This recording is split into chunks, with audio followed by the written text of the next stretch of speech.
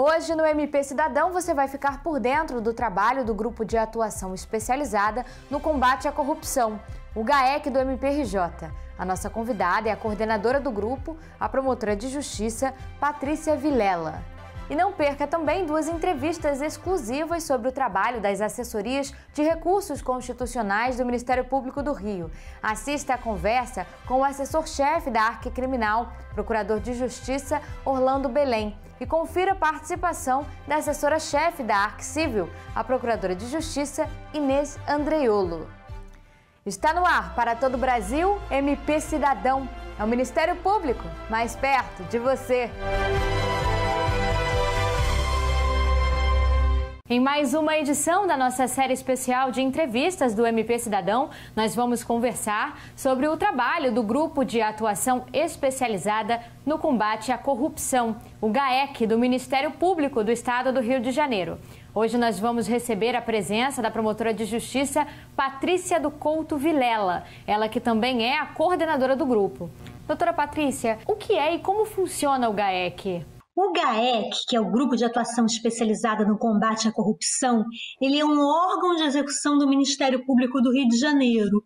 Portanto, a ele incumbe o desempenho da atividade fim do Ministério Público do Rio de Janeiro. E ele é composto por membros, alguns afastados de suas funções, trabalhando só para o GAEC, e outros acumulando suas promotorias. Em poucas palavras, eu posso te dizer que a atribuição do GAEC é o combate à corrupção.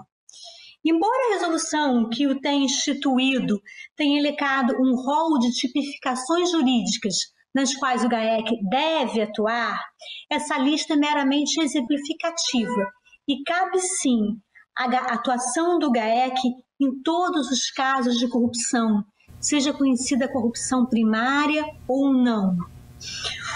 E o ponto que diferencia o GAEC dos demais órgãos de combate à corrupção do Ministério Público do Rio de Janeiro é que ele atua tanto na vertente penal como na extrapenal. Isso importa afirmar que o GAEC ele vai conferir uma resposta integral às práticas criminosas que ele investiga. Ele vai imputar aos autores os respectivos crimes e improbidades administrativas e também os atos de corrupção concernentes às pessoas jurídicas, além de todas as outras medidas que se fizerem necessárias no fato concreto, no caso concreto.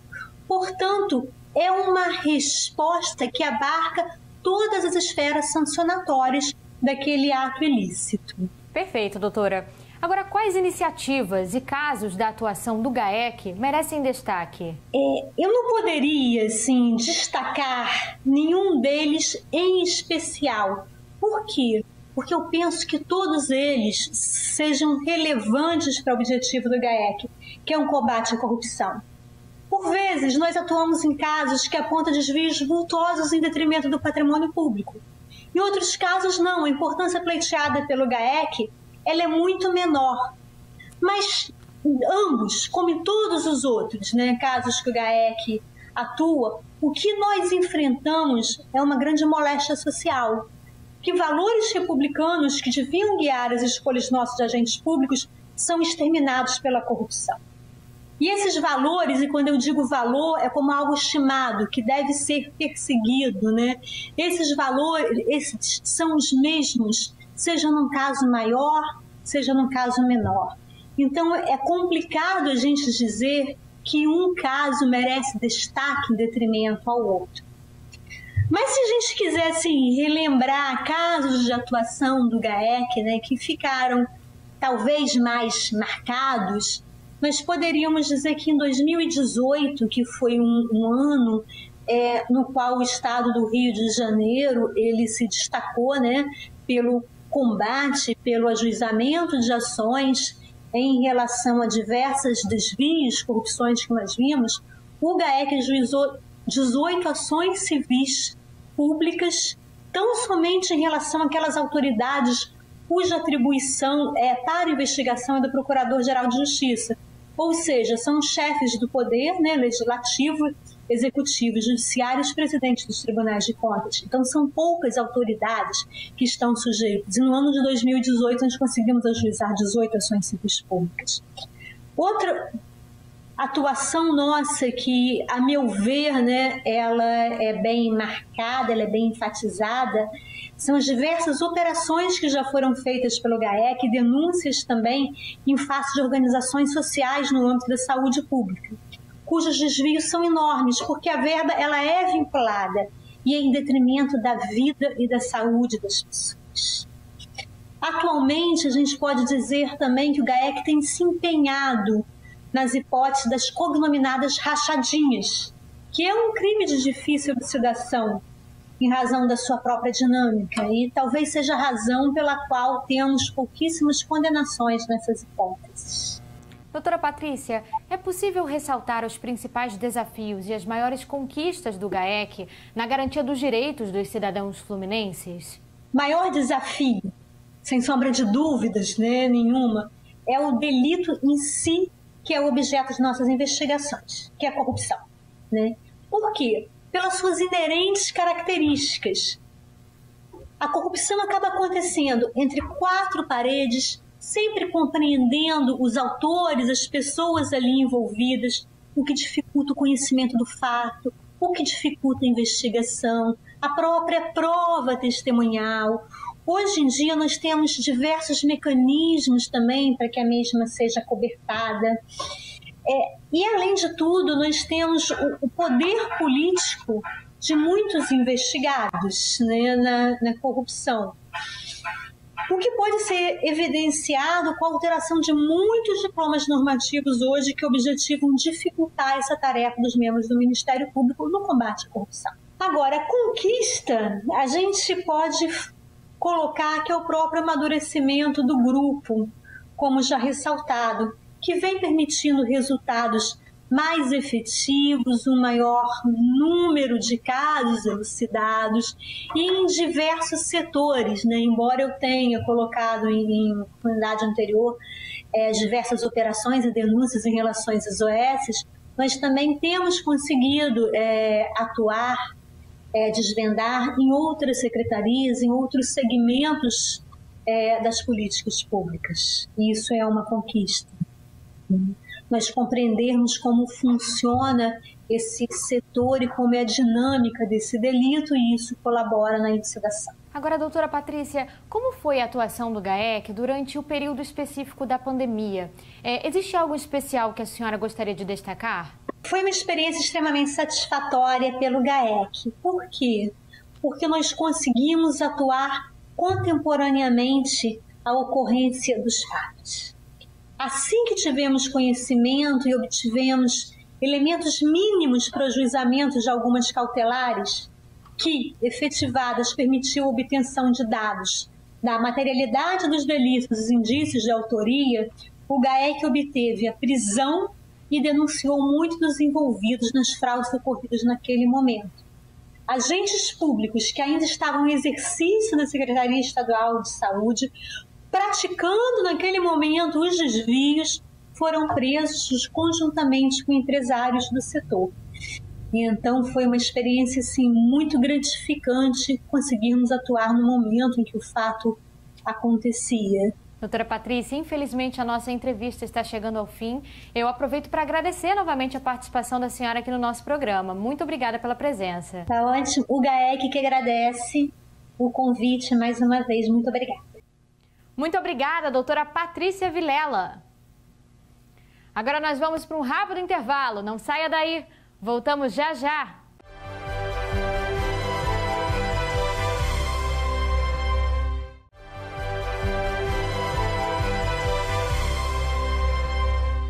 Estamos de volta! Hoje no MP Cidadão, para uma entrevista por videoconferência, nós iremos contar com a participação do Procurador de Justiça, Orlando Belém. Ele que é o assessor-chefe da Assessoria de Recursos Constitucionais Criminais, a ARC Criminal do MPRJ. Olá, doutor Orlando, seja muito bem-vindo ao MP Cidadão. Eu já inicio essa entrevista pedindo para o senhor explicar um pouquinho para os nossos telespectadores o que faz a ARC Criminal, onde ela está na estrutura do MPRJ. A ARC Criminal do Ministério Público do Rio de Janeiro ela é uma exercitam a função de atividade recursal e de resposta aos recursos apresentados pela defesa, estruturada sob a subordinação do Subprocurador-Geral de Justiça de Assuntos Criminais e de Direitos Humanos e também, obviamente, do Procurador-Geral de Justiça, e tem como principal encargo a função de resposta aos recursos apresentados pela defesa e a preparação dos recursos que são encaminhados para o STJ, para o STF, além de uma análise interna dos processos que podem ter segmento ou não para recurso. Então, basicamente, a estruturação é esta, né? E, ultimamente, assumiu também um papel de análise, de discussão das questões que envolvem incidente de descumprimento, né, incidente de deslocamento de competência, que é o IDC, no qual nós temos participado já em 2 processos, que foi o caso do IDC da Marielle e o outro, que é o IDC da Favela Nova Brasília, IDCs 21 e 24 de 2019. Doutor, em que casos a Arque Criminal atua e por quê? Atua em vários casos de relevância e outros onde o Ministério Público tenta sedimentar um posicionamento jurisprudencial, como é o caso de questões envolvendo estupro e definição de importunação, e situações de corrupção de menores, situações outras de roubos e o momento da sua consumação. Então, são diversos recursos existentes na atuação da assessoria de recursos constitucionais. Também tem aqueles recursos que acabam tendo um maior destaque, dada a relevância da pessoa que responde ao processo, como foi o caso do nadador americano Ryan Lodge, a hipótese também do cinegrafista da Band, do Anselmo Santiago, em que foram recursos em que o Ministério Público foi até o STJ a fim de que fosse dado provimento à sua tese e obteve sucesso em ambos. Também a participação atual em todos os processos que envolvem incidentes de deslocamento de competência, no IDC 21 e no IDC 24, que foi o caso Marielle, o caso da Favela Nova Brasília, onde o Ministério Público exercita uma defesa e uma análise de manutenção dos processos no plano estadual, né? Então, hoje em dia, você tem bem mais essa atividade da assessoria de recurso, ela está bem mais alargada, como se pode constatar. E para o senhor, o que mudou no trabalho depois que a Arque foi dividida entre criminal e civil? A especialização, neste caso, é extremamente benéfica e ela auxilia na possibilidade de uma análise mais efetiva na escolha dos processos. O volume passa a ser um volume restrito ou com um foco maior, então foi extremamente interessante e surtiu efeitos imediatos essa divisão efetivada. Doutor, como foi a atuação da Arque Criminal durante o período de isolamento social? Houve algum caso que o senhor gostaria de destacar? A pandemia, neste aspecto, não afetou. Ao contrário, ela, de alguma maneira, acrescentou outras situações, porque houve um aumento no que diz respeito aos H6 nos tribunais superiores e H6 relativos à pandemia para a liberação de presos feitos sistematicamente pela Defensoria Pública. E em todos eles o Ministério Público do Rio de Janeiro foi até o STJ e apresentou memoriais junto aos ministros no sentido de que fosse observada a manutenção da prisão e segregação daquelas pessoas que se encontravam presas, e não a sua soltura indiscriminada pelo simples fato da existência da Covid.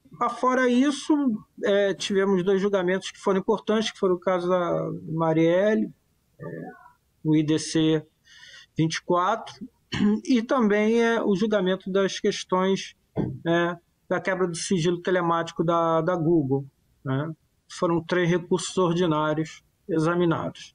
Doutor Orlando, como o senhor avalia a atuação do MPRJ nos tribunais superiores nos últimos anos?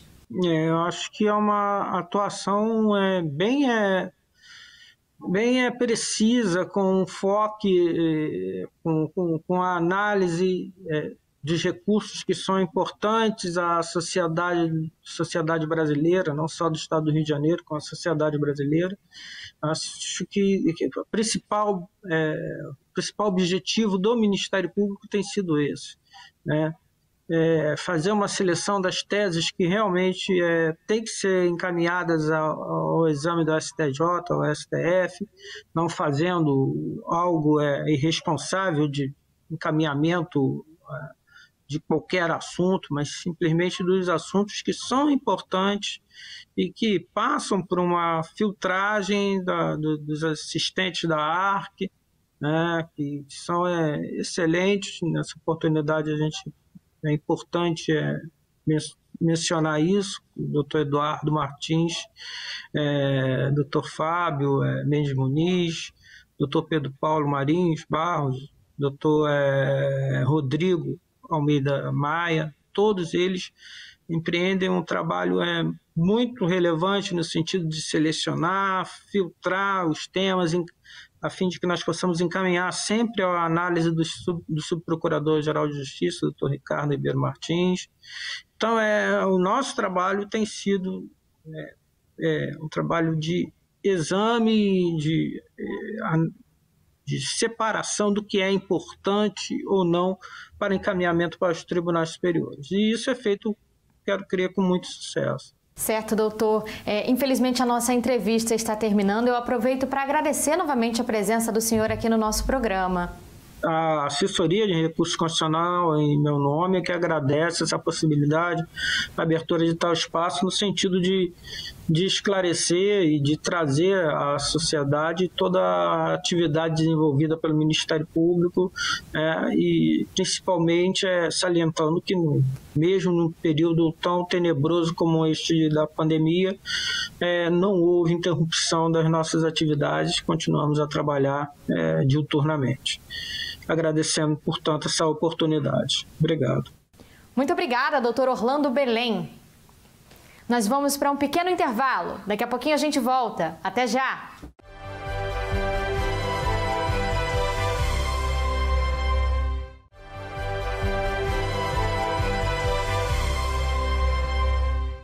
E para mais uma edição da nossa série especial de entrevistas por videoconferência com membros do Ministério Público do Estado do Rio de Janeiro, nós contaremos com a participação da Procuradora de Justiça Inês da Mata Andreiolo, ela que é a assessora-chefe da Assessoria de Recursos Constitucionais Cíveis, a ARC Cível do MPRJ.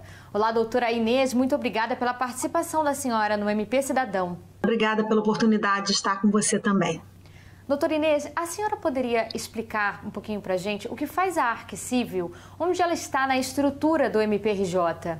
Então, Juliana, a Assessoria de Recursos Constitucionais Cíveis é uma assessoria do Procurador-Geral que fica diretamente subordinada à Subprocuradoria de Assuntos Cíveis e Institucionais. Então, na estrutura do Procurador-Geral, a Assessoria de Recursos Constitucionais Cíveis é o braço do Procurador-Geral nos tribunais superiores, no Supremo Tribunal Federal e no Superior Tribunal de Justiça, no que diz respeito aos recursos constitucionais cíveis. Perfeito, doutora. E em que casos a ARC Cível atua e por quê? Pois é. Quando é que a ARC Cível atua? Existe uma atuação básica da ARC Cível que é, de acordo com a Resolução 1506 de 2009 do Ministério Público do Rio de Janeiro, que determina que a Assessoria de Recursos Constitucionais Cíveis atue toda vez em que um procurador de justiça toma ciência de um acórdão e esse acórdão ele é de alguma forma desfavorável ou de alguma forma cabe recurso desse acórdão e essa tese poderia comportar alguma inconformidade para os tribunais superiores, esse procurador remete esse processo para a assessoria de recursos constitucionais cíveis. E então nós, da assessoria, a equipe que trabalha na assessoria, elabora o recurso especial ou o recurso extraordinário cabível. Então, a atuação primária da assessoria de recursos constitucionais é essa.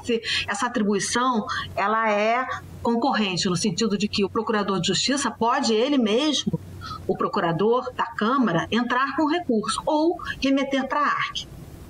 Então, a ARC faz esse recurso, mas ela não faz só isso. Ela, além de entrar com esse recurso, ela vai atuando, que a gente pode chamar, em todos os recursos filhos, em todos os expedientes que vão nascendo desse recurso. Porque, como a gente sabe, no sistema de processo civil brasileiro, não é só um recurso, né? As coisas vão nascendo, existem admissões, incidentes que vão nascendo, existem recursos que são cabíveis diretamente lá em Brasília, coisas que são reclamações e outros institutos, e todos eles ficam a cargo da ARC Cível quando se trata de tribunais superiores. Doutora, e para a senhora, o que mudou no trabalho depois que a ARC foi dividida entre criminal e civil? Mudou muita coisa porque essa divisão propiciou um trabalho mais específico, né? Um trabalho mais direcionado. As equipes foram mais especializadas de uma certa forma, e isso veio junto com a criação do Escritório de Brasília, que é um escritório que nos dá um apoio que hoje em dia eu acho assim, essencial, e que fez a nossa atuação ficar diferenciada. Outros estados também têm, né? O Rio Grande do Sul tem, alguns estados do Sul têm. Faz com que a nossa atuação fique muito, muito mais profissional, né? O bom também da assessoria de recursos ter sido dividida entre civil e criminal, mas no caso específico do que aconteceu, no nosso caso particular, foi que, embora haja uma divisão, não há, porque a gente acaba trabalhando muito junto. E o que dá uma unidade também, né? No caso específico do Rio de Janeiro, a gente tem um trabalho que de uma certa forma é integrado, até pela existência de uma secretaria comum, de uma assessoria comum em Brasília e de um trabalho que antes já era feito juntos, né? Antes da divisão. Doutora, como foi a atuação da ARC Cível durante o período de isolamento social? Existe algum caso que a senhora gostaria de destacar? Primeiro, a gente teve o fato de que os tribunais superiores não pararam, pouco pararam. O STF praticamente não parou. Continuou julgando não apenas as causas relativas ao Covid-19, mas todas as outras, né? Estiveram funcionando, o plenário virtual funcionou a todo vapor e em meio àquilo tudo a gente teve que aprender a trabalhar virtualmente. Se antes nós íamos a Brasília despachar os processos e tal, a gente teve que fazer sustentações orais aqui por videoconferência, despachar com ministros por videoconferência, e tivemos que fazer isso aprendendo a fazer, né? Foi uma coisa que tivemos que nos adaptar à realidade de uma forma muito rápida e sem parar muito para pensar. Foi logo no início, se não me engano, foi em final de março, início de abril, o Supremo pautou um termo de repercussão geral que dizia respeito ao aparelhamento de hospitais, que é o Hospital Salgado Filho, aqui no Rio de Janeiro, que é algo que guarda inteira relação com a pandemia, né, que é aparelhamento de hospital público, política pública de saúde. E eu fiz sustentação oral por videoconferência, e a gente entregou memoriais, foi algo bem no início da pandemia. Por outro lado, a gente fez uma certa ponte dos colegas, porque muitas medidas foram sendo ajuizadas nos tribunais superiores, e foi aí que eu fui sentindo a necessidade de fazer um acompanhamento do que vinha acontecendo, porque eram decisões diárias do Supremo, especialmente do Supremo, mas um pouco do Superior Tribunal de Justiça, em matéria de Covid-19, né, de isolamento social e de repartição federativa de competências, e quem é que podia, quem é que não podia decidir sobre aquilo, ou determinada determinada providência administrativa, e a gente foi aprendendo a fazer, foi um grande desafio. E me lembrei de outro, que foi também o caso da Avenida Niemeyer, que estava já logo antes, um pouquinho antes, janeiro ou fevereiro, se não me engano, tinha sido determinada a reabertura da Avenida Niemeyer por um ministro do STJ, e aí a gente precisou despachar esse processo já na pandemia, com ministros lá do Superior Tribunal de Justiça, a questão da reabertura da Niemeyer, que você pode dizer que não tem diretamente a ver com a pandemia, mas um pouco tem, porque aí a situação já era outra, porque nós estávamos em isolamento, mas aí a Avenida Niemeyer estava fechada, estava aberta, quer dizer, então a gente se deparou com as questões ordinárias da assessoria, que continuaram a acontecer, apesar da pandemia, e também com as questões novas, né? A gente teve a reclamação que a gente ingressou junto com a Força Tarefa por conta do isolamento social, logo no início também da pandemia, quanto o Estado quanto o município, que logo no início a gente teve uma atuação junto com a Força Tarefa nesse caso específico, e muitas outras causas, assim, todas as outras continuaram andando. Certo, doutora, muito obrigada por esclarecer essa série de casos da atuação. Agora, doutora, como a senhora avalia a atuação do MPRJ nos tribunais superiores nos últimos anos? Um acompanhamento muito presente, e aí eu acho que eu posso fazer uma avaliação que até engloba um pouco até a avaliação da área criminal também. Eu acho que a gente tem uma atuação presente não só nos nossos recursos, e nos recursos também, é importante dizer que a gente não acompanha só os nossos recursos, né? A gente também acompanha quando a gente é recorrido, os recursos das outras partes quando a gente é o recorrido. A gente tem uma atuação presente quando a gente já tem o recurso, a gente tem uma atuação também, a gente vem tendo uma atuação preventiva, quer dizer, a gente consegue, às vezes, detectar ações, às vezes, no caso civil, suspensões de liminar, ações mesmo antes delas se efetivarem. A gente, hoje em dia, tem uma atuação preventiva dos tribunais superiores, que é um pouco o que a gente queria chegar, quer dizer, foi um salto grande, né? É o que eu te falei, quando a gente mal vinha reconhecida a nossa possibilidade sequer de falar, de apresentar nossas peças processuais, de recorrer de decisões monocráticas, de decisões de um ministro só, de decisões de uma pessoa só, coisas que a gente antes não podia fazer, e começamos a fazer. Hoje em dia, a gente consegue até ver que uma questão importante está subindo e integrar, às vezes, as decisões que têm acontecido lá com o que vem acontecendo aqui. Por exemplo, tem uma decisão do ministro Lewandowski que obriga os ministérios públicos diz que os ministérios públicos têm que recolher honorários periciais nas ações civis públicas.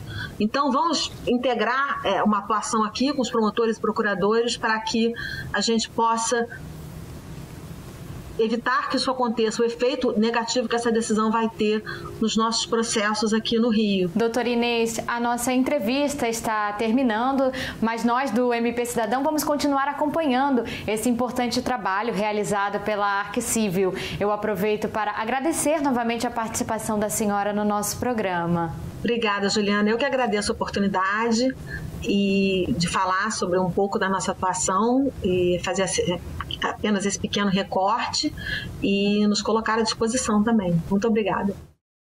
Muito obrigada, doutora Inês Andreiolo.